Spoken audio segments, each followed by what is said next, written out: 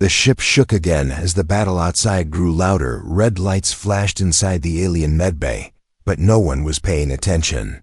A human had just been dragged in bleeding from a deep wound in his side. His armor was half burned, his helmet gone, and his skin pale from blood loss. Dr. Gell stared at the body with a smirk on his face. Another human, he said, weak skin, soft bones, short lifespan, primitive species, always crying about pain. He waved his assistants off and stepped closer, scanning. The man with a glowing blue device. The scan beeped twice, then stopped. The doctor frowned.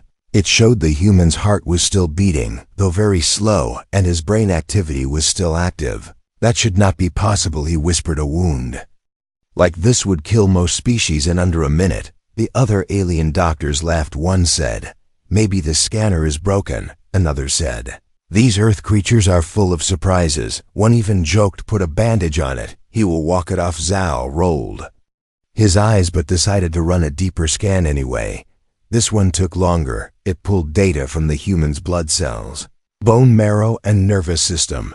The screen filled with strange readings, too fast for anyone to read line by line. But the machine knew what to do. It beeped again.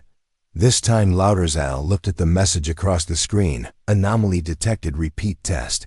He blinked and tapped the screen. "That cannot be right. This human is dying. How can there be an anomaly?" He turned to his team. "Reboot the scanner and run it again." Now they followed orders quickly because Gilles was not just a doctor. He was a top biologist of the Central Galactic Labs, one of the leading minds in alien medical science. If he said something was wrong, it meant something big. The human groaned slightly. His eyes twitched, his fingers moved a little. The assistants jumped back, surprised. Gilles moved closer again. He felt a chill on the back of his neck. This man should be in a coma, or dead, not moving. The new scan finished. This time the data was more stable and easier to read. Gilles' eyes widened. The human's blood cells were regenerating faster than normal. White blood cells were multiplying at high speed, like they had a mind of their own. His organs were slowing down, not to die, but to protect themselves from shock. Zhao whispered, "This is not healing. This is survival mode, but too advanced for such a young species." Checked again. The human's DNA showed sequences he had never seen before, patterns that looked like ancient codes. Some parts of the DNA were locked, encrypted, and inactive, but something in the body was trying to unlock them. Another assistant leaned over. "Doctor, the computer says some of his cells are mutating." Gilles turned slowly. "Mutating how?" he asked. The assistant swallowed hard. "The cells are adapting to our air, to our temperature, even to our bacteria." Gilles froze, then said slowly, "You mean his body is learning our environment in real time?" The assistant nodded. Gilles stepped back, staring at the human still unconscious on the table. His heartbeat was steady now, his breathing deeper, his face calmer. "This should not be possible," Gilles said louder to himself. "This is not natural. Not even our species can do this." He checked the data again, focusing on the part that scared him most, the immune system. The computer displayed an alert human immune system recognizing foreign cells, initiating co-inter as he watched in silence as the screen showed the human's immune cells attacking alien viruses, not just fighting but learning and storing information, building resistance in seconds. Gilles rubbed his head. "This is not medicine. This is military design. This human is not a mistake. He is made for war." The other doctors stopped laughing. One asked, "Should we alert command?" Gilles didn't answer. He kept staring at the human. His mind was racing. If this is just one soldier, what are the rest like? He looked back at the scan and zoomed into the locked DNA segments. Something was written there, a pattern, a code. Even the computer couldn't translate. Then something strange happened. The human opened one eye just a little and looked straight at Gilles.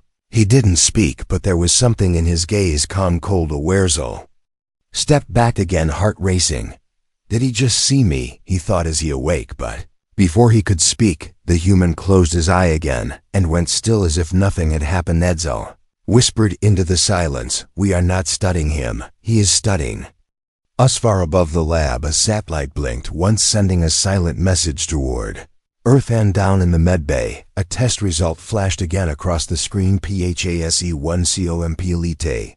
Gilles sat alone in the medbay long after the others had gone. The lights were dim and the silence felt heavy. The human was still lying there, breathing steadily like nothing had happened, but Gilles could not forget the eye that had opened for just a moment and looked directly at him. Not in fear, not in confusion, but like a soldier watching his enemy. He stared at the screen again. The test results were saved locked, but he had higher clearance than anyone in the room, so he reopened the files and began reviewing them one more time, hoping to find some error, something that could explain it all away. The scan data poured in again, but this time he focused on the DNA segments that the computer marked as encrypted. They were not just random, they had purpose, pattern, intention. The coding wasn't alien, and it wasn't natural either. It was structured like language, but far older and more advanced than anything he had seen before. He muttered to himself, maybe the equipment is damaged, maybe the readings are wrong. But the more he said it, the more it sounded like a lie. He ordered a fresh test using different machines in a sealed lab away from the main systems. He even requested backup samples from the human's blood and tissue to be sure the original test wasn't contaminated. Hours passed and the new scan finished. The results were not only the same but worse, if worse meant more impossible. The mutation rate was accelerating slightly, just slightly enough to show a living system. Still evolving, still changing in real time. Zol leaned forward, his fingers shaking as he read the analysis. The human's body had begun to generate micro-defense layers under the skin that did not exist before exposure to alien air, and these layers were now showing chemical signatures that resisted common galactic pathogens. It was as if the human body had downloaded the environment and built new defenses, like installing software into fleshy, pulled up historical genetic data from other species to compare speed of evolution. Even the fastest adapting creatures took generations to reach what this human was doing in a day. His heart pounded. Not evolution, he whispered quietly. This is engineering. He thought about the wars, the propaganda, the way the Galactic Union always described Earth as backward, unstable, dangerous but stupid. No one ever took them seriously because they lacked high technology. Their ships were slow, their weapons outdated, their planet still polluted. But what if that was the point? What if they were never trying to win with machines? What if they were building something else, something deeper? He ran one more test, a simulation this time. He loaded the human DNA into a virtual combat scenario, just to see how his immune system might respond if introduced to multiple alien viruses. All at once, he expected failure. No species could survive the mix he prepared. The simulation began, and for the first 2 seconds the cells panicked, but by the third second they began adapting, not randomly, but intelligently, one defense at a time. The viruses began failing. The body pushed back hard with new reactions, each faster than the last. By the end of 30 seconds, the system had built complete resistance to all foreign threats. Shull stood up in shock. He had seen living weapons before. Bioweapons created by forbiddens. Science during the old wars, but those were unstable and short-lived. This was different. This was permanent, evolving, and hidden right under their noses. He walked over to the human's bed, the man still unconscious, or pretending to be. Either way, he hadn't moved since yesterday. Joe leaned closer, his voice quiet, almost like speaking to a god in sleep.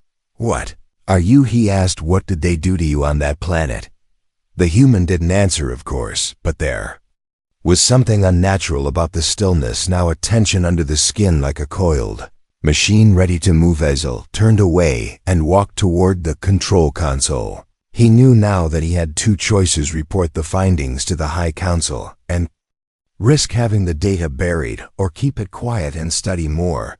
He thought hard about the stories he had heard of human prisoners disappearing, their bodies never returned. Maybe they were not destroyed. Maybe they were being erased to hide something the galaxy was not ready to face. Just then his access panel beeped. A new message appeared from Central Command, marked urgent.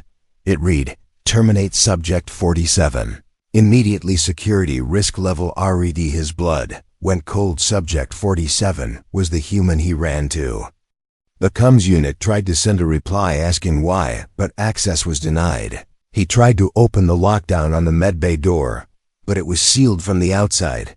The lab had become a prison behind him. He heard the slow sound of movement. The human was rising, not quickly, not like an attack, just lifting himself into a sitting position, as if waking from a deep sleep. Zell froze in place, then turned slowly. The human looked directly at him again, eyes fully open, now calm and steady. There was no hate in his face, only awareness and something that felt like control. You read the tests, the human said. Softly. Zell nodded, not sure what to say then. You know the truth. Zell swallowed hard. What truth? The human smiled only slightly. That you're too late to stop it. Dr. Gilles had lived through 4 wars, 2 pandemics, and a civil uprising on his homeworld. But nothing in his long life had ever made his bones feel cold like this human, now sitting quietly on the medical bed. Bones feel cold like this human, now sitting quietly on the medical bed, breathing slowly, watching everything with eyes too calm for the situation. He stepped back slowly, trying to hide the fear rising in his chest. But the human didn't move, didn't speak again, just sat still, as if he had all the time in the universe. Gilles turned to his console and began locking down the lab files, copying every report, scan, and sample into a private encrypted folder.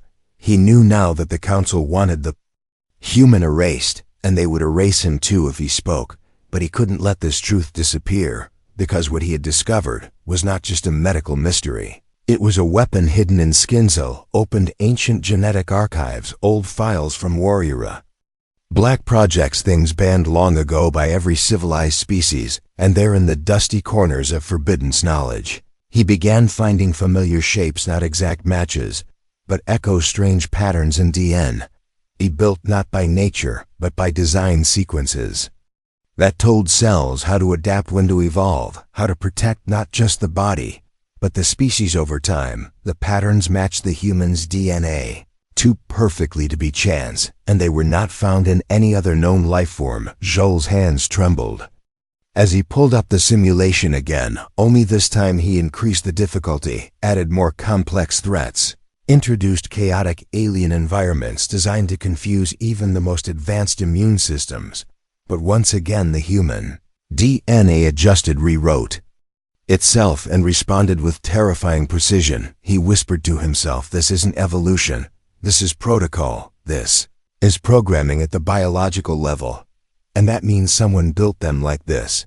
Someone ancient or forgotten, or maybe humans themselves had done it and hidden it deep within their own genes until the right time. The human finally stood up slowly, not like a prisoner, not like someone in pain, but like a soldier ready to march, his body steady, his eyes sharp, the wound in his side completely closed, not even a scar left. Gilles stared in disbelief and asked, how are you healing so fast? The human replied quietly, we are not supposed to die easily. Zell walked closer, his voice low and shaking. What are you really? The human looked at him and said, what you feared we were.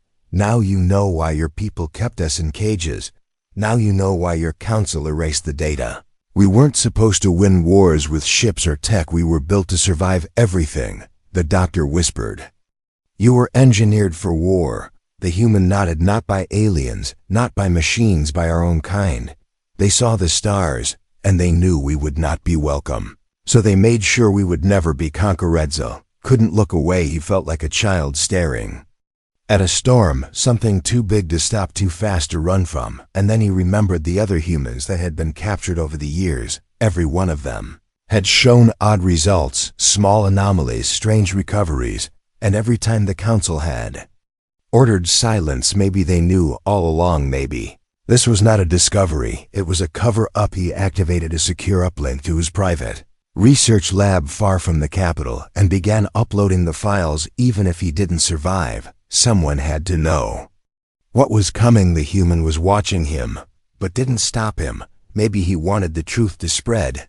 Maybe this was all part of the plan then. The lights flickered, the doors hissed, the emergency alarm activated, and the voice of the station, AI, announced, Intruder alert, unauthorized breach. In medbay, Zhal turned to the human, who said softly, "They're not here for you. They're here for me. Your council doesn't want me escaping." Outside the door, Zhal could hear footsteps, armored boots, multiple units.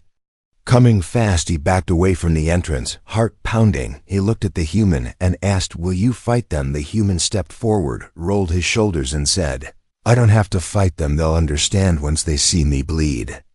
And get back up again. The door burst open. Soldiers stormed in, weapons raised, but they paused just for a second. When they saw the human standing unharmed, unafraid, his presence felt wrong, not alien, but not normal either, something their instincts told them shouldn't exist. The squad leader gave the order, shoot, and the room filled with plasma flashes, but the human moved through it, calmly letting the shots burn his skin, tear muscle, and pierce deep.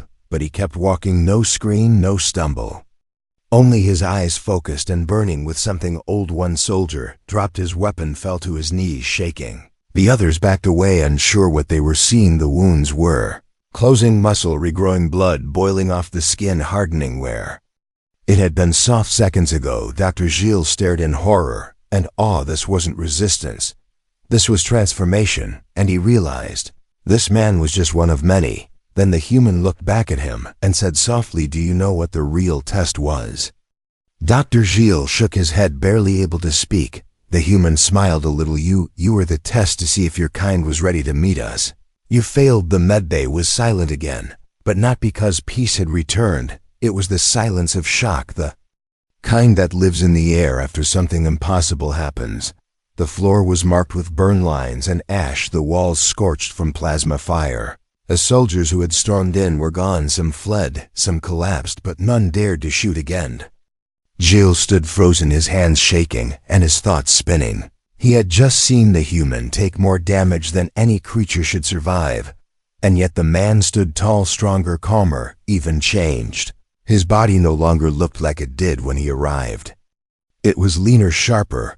His skin seemed thicker, his eyes brighter. Something had been unlocked in him, and it terrified Gilles more than anything else he had ever studied. He turned to his console, tried to send a report, but access was gone. System override. Screen black. Command blocked all channels. Even the private uplink he had used earlier had been wiped like it never existed. A message flashed across his screen in red: classified. Breach detected. This lab is now under lockdown. He knew them. The council was already watching him. Maybe they had been for days, maybe since the first test results, maybe even before he touched the human's blood. He looked at the man again and saw no fear, no confusion, just patience, as if everything was going according to plan. "You knew this would happen," Gilles whispered. The human gave a slow nod. "This is how it always starts. Your leaders panic, they erase the truth, and we rise from the ashes." Gilles' legs felt weak. He sat down, his mind refusing to accept the scale of what he had discovered. The human wasn't just evolving, he was part of something bigger, something global, maybe galactic, a design too large to stop, too quiet to notice until it was already inside. He thought of the other labs, the other captured humans, the silent terminations ordered without explanation. Now it all made sense. The council wasn't protecting the galaxy from humans. They were protecting themselves from what humans might become. The door hissed again, a soft sound, not military.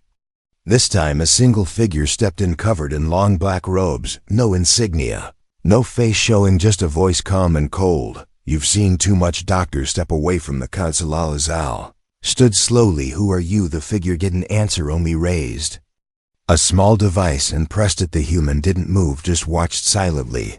The console sparked, shut down, hard files erased, data purged, everything Zhal had collected vanished in seconds, like it had never been there, and Zhal realized this was not the first time this had happened. Others must have found the same truth, and all of them erased like data on a drive. Robed figure turned to the human and said, "Unit 47, you were not cleared for activation." The human replied, "I was not asking for permission." The silence that followed felt like thunder. Gilles wanted to run, but knew he wouldn't make it. He looked between them and finally asked, "What are you?" Really, the human didn't answer directly. He walked slowly to the door, past the enforcer, and said, "We are not your enemy, but if you keep trying to erase us, you will become ours." Then he left. The figure didn't follow, instead turned to Zhao. You should forget this ever happened. Forget what you saw, forget what you learned. Zhao clenched his fists and said, I can't. The figure tilted its head. Then you won't be needed anymore. He raised the device, but before he could press it, the lights flickered, the walls shook. Something had just landed on the roof of the facility, not a crash, but a precise landing, silent and heavy. The figure froze, and Zhao's heart skipped a beat. What now? He whispered. The ceiling peeled open, slowly, not broken, melted, cut clean by something extremely advanced. 3 more humans dropped into the lab without sound, all wearing black uniforms with no markings, their eyes scanning everything fast, efficient. One of them looked at Zhao, nodded slightly, and said, he's the one who saw it all. Then they turned to the enforcer and said, step aside, this lab is under Earth protection. Now the enforcer didn't move, didn't speak, but his device suddenly cracked in half, crushed by an unseen force, and the figure disappeared into smoke, gone without a trace. Zhao stared at the newcomers who walked up to him. Calm and focused, one said, the council has lied for decades. They told you we were dangerous. We are, but not to you, only to them. Another handed him a new data drive. This has the real files, copies. Spread it if you can, or hide it if you must. But whatever you do, don't let them control the story again. Al nodded, too stunned to speak. The human who had first awakened stepped back into the room, now fully dressed in black uniform as well. His voice was calm and final. The war is not coming, Doctor. It already started a long time ago. You just weren't looking. Then all 5 humans vanished in a beam of light, leaving Zhao in the burned-out lab, heart pounding, mind wide open, staring at the single message blinking on his screen. One last remnant from the files he wasn't supposed to see. Human adaptation protocol confirmed. Species status updated from primitive to strategic threat level 1. Dr. Zhao did not leave the lab for hours after the humans vanished. The smell of smoke still hung in the air, and the shadows seemed longer than before. He sat at his console, the new data drive in his hand, fingers gripping it tightly, like it might disappear too if he looked away even once. The screen still flashed the last message: threat level 1, not warning, not alert, just a quiet declaration that everything he knew about humanity was wrong. He loaded the drive into a private device, one unconnected to the galactic network, something he had built long ago for secret projects. What he saw made his breath freeze. Thousands of files, medical scans, battlefield recordings, intercepted communications, even journals from former alien scientists who had studied human prisoners before. Their records were erased, all of it buried, all of it hidden by the Council for decades. He saw patterns then, not just in the data, but in the actions, the same sequence over and over again. Human soldiers captured, strange tests, results classified.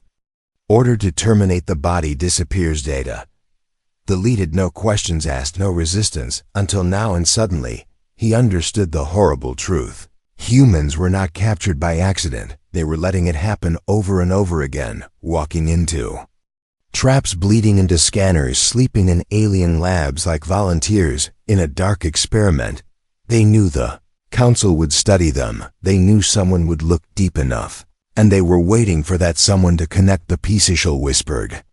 It was never about escape. It was about exposure. They wanted us to see what they really are. Opened a classified video, one buried deep. It showed a human in chains, eyes closed, body beaten, barely alive, until one moment where his pulse spiked and he said one sentence in perfect alien dialect: "We wanted you to know what we are capable of before we decide what we'll become." Then the file ended, cut short by Council override. Gilles leaned back, heart racing. He now saw the entire strategy. The humans had been testing the galaxy just as much as the galaxy thought it was testing them, one by one, soldier by soldier, seed by seed, planting fear and curiosity inside the walls of their enemies, because they knew the greatest weapon was not brute force, it was doubt. The room shook again, and he knew it wasn't an attack.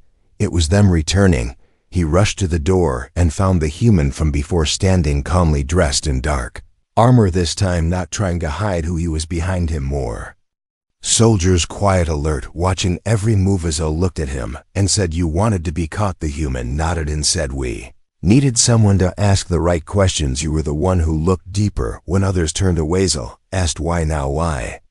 Reveal it all. The human's face was calm. Because your leaders have grown bold enough to call for war again. Because we cannot stay in the shadows. While they prepare to erase our species from the stars again, Cell stepped closer, voice low. They believe. You are a threat, the human replied. So do we, but only to them, not to those who can think for themselves. Shell felt something heavy shift inside him. Not fear, not anymore, something else. Responsibility, maybe guilt, maybe both. He said they won't stop.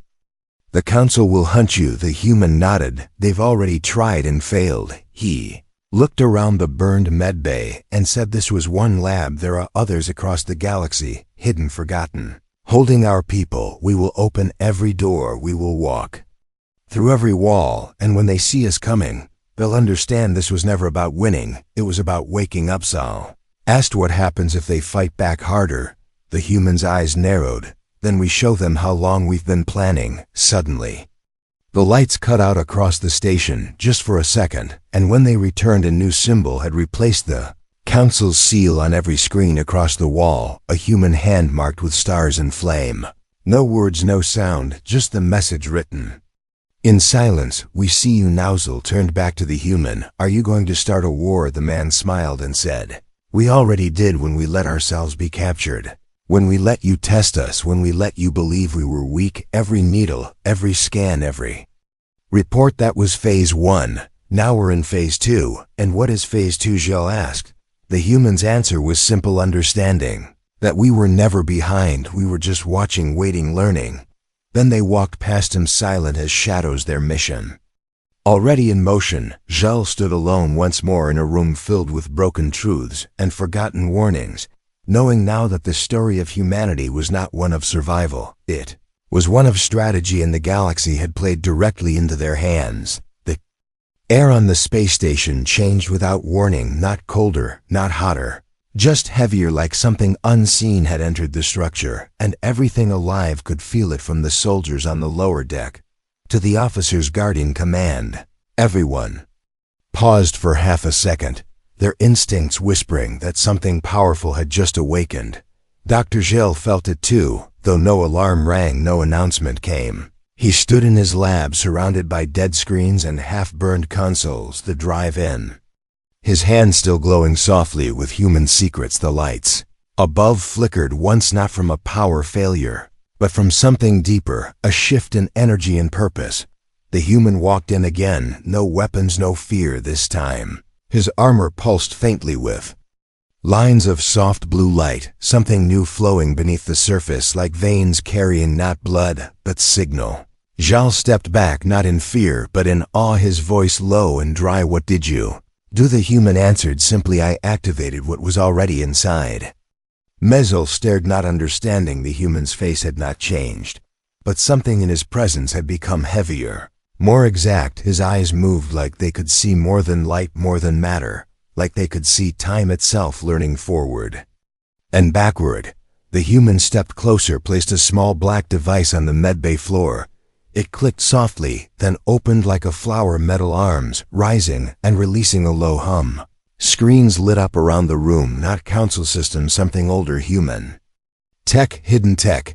Zhao recognized it from the files, deep archives, forgotten prototypes from Earth projects that were supposed to be abandoned. We never stopped building, the human said. We just stopped showing you what we had. The screens showed a map, not of space, but of genomes, human DNA, glowing with small bright points, each one marked with a code, a phase, a date. The human pointed at a section marked Protocol Core, his voice steady. This is the part you triggered with your scans, your questions, your curiosity. You gave us the last piece of information we needed to activate our next evolutions. S. knees felt weak, not from fear, but from the understanding that he had not just uncovered the truth. He had helped it awaken. He had been the key, not the lock. You were always part of the plan, the human said. Not an enemy, not a victim, a signal carrier. Gel asked, what does the protocol do? The human looked at the screen and said, it connects us, every soldier, every sleeper, every forgotten cell in every lab across the stars. now knows what we know. They remember what was hidden, and they feel what must come next. Zal whispered, "You've upgraded yourselves." "No." The human said, "We've remembered what we are." He tapped the screen again, and a wave of signals spread across the map. Earth colonies, blinked, then outer stations, then deep space probes places. Long silent, now waking with bursts of light and motion. Jael saw code injecting itself into defense systems, medical records, artificial habitats, rewriting everything with one truth. The human body is not finished, it is still writing itself with purpose. Outside the lab, the space station shifted again, engines slowing, weapon systems shutting down, not from sabotage but submission. Like the machines themselves were reacting to the human signals. Zal ran a scan of his own body and felt his stomach drop. Even his DNA was reacting ever so slightly to the ambient field. He asked, "What are you doing to us?" The human replied calmly, "Nothing you have not done to yourselves. Your fear built this, your attempts to break us made us stronger. Your desire to study us gave us the data we needed. Now your machines listen because your machines were built to understand strength and right. Now they see us as the strongest thing in orbit." Zal stepped away from the console, breathing fast. "So this is it, then, war, the final phase." Human shook his head. "This is the choice moment. Some will fight and burn, others will kneel and be spared. But a few like you will stand and see and live." Zal looked at the screen one last time. The DNA map had stopped blinking. One last message, now glowing across every section. "Upgrade protocol complete. Global sync achieved." He turned back to the human, who was now standing in a ring of light. Not a teleport, not a weapon, something in between, something that hummed with memory. The human said, "Your people always feared us because they thought we were chaos. But we are not chaos, we are correction." Zal asked, "What happens?" Now the human looked upward, where the stars waited behind the steel, and said, "Now they learn we were never becoming dangerous. We were always dangerous. We just waited for someone to wake us up." Then he vanished. The stars above the station looked the same, but nothing under them was the same anymore. Gilles walked alone through the upper corridor, empty now, silent, not by fear, but by choice. The station had gone dark hours ago. Not from an attack, not from failure, but from submission. Systems, one by one, had stopped listening to command and started listening to the pulse, something quiet, deep, human. He reached the command deck where the galaxy's most powerful leaders once sat. Behind glowing glass and metal, now those chairs stood cold, untouched. The council had gone quiet. Their last message was a single word: secure, but it had not reached anyone. The networks were flooded with something stronger: stories, videos, code, images, all showing the truth about the humans. Not broken, not savage, not weak, but waiting. Zal looked at the giant screen at the center of the room. It now showed Earth, not the official council image of it, dirty and wild, but something new, a glowing world marked with signals of movement. Rise, awakening. Above it floated a fleet, not huge, not aggressive, just there, silent, shaped like no other ships in the galaxy. Human ships, but not like the old models. These were different, clean, alive, built not just to fly, but to breathe.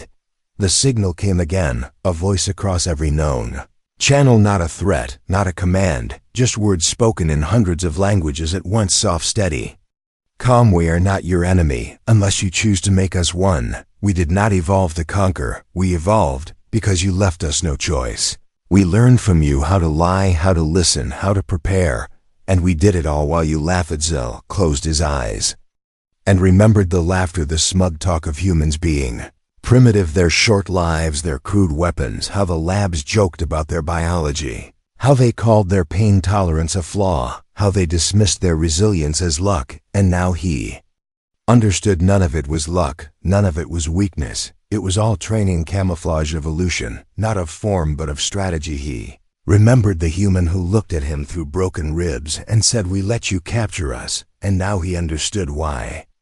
The tests were never about science. They were about seeing who would ask the right questions, who would share the truth, who would run, or who would stand at the door behind him, open slowly, no noise.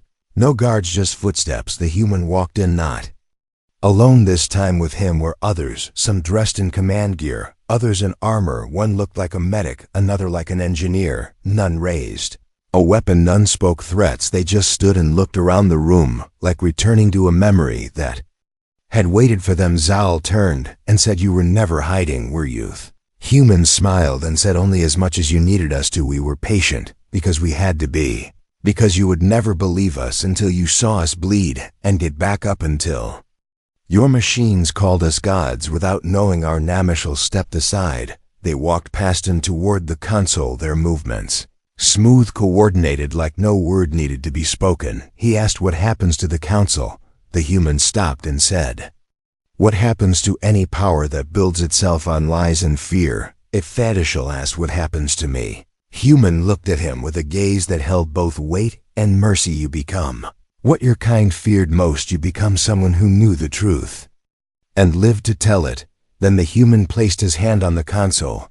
The station systems lit up again, only this time every screen, every light, every broadcast now carried the new seal, a simple image of Earth wrapped in flame, not burning, but rising, with stars flowing from it like wings, and below it, just one line: "We remember everything." Across the galaxy, stations stopped responding, ships halted transmissions, worlds looked to the sky and realized they were never alone and never above Earth, just ahead for now. In the end, there was no final battle, no screaming war horns, no armies tearing space apart. The real war had already been fought long ago, in silence, in labs and cells, in data, in forgotten code buried under arrogance and denial. And Earth had already won. Dr. Gilles stood alone in the quiet after they left and looked out toward the stars, and for the first time in his long life, he understood what it meant to fear something, not because it wanted to destroy you, but because it chose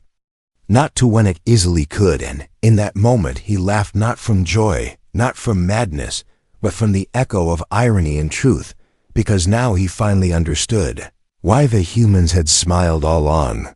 They were never the joke, they were the punchline, and the galaxy had just heard it land. The end.